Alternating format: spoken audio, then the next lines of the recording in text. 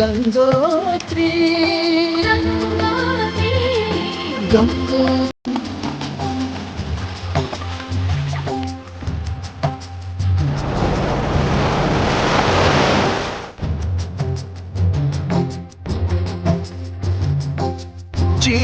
జీవనవాహిని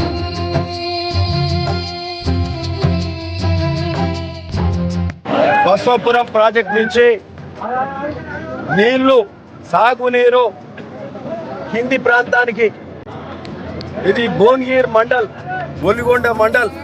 అటు రామన్నపేట చిట్యాల వరకు నీళ్లు వెళ్లే కార్యక్రమం ఈరోజు ఇక్కడ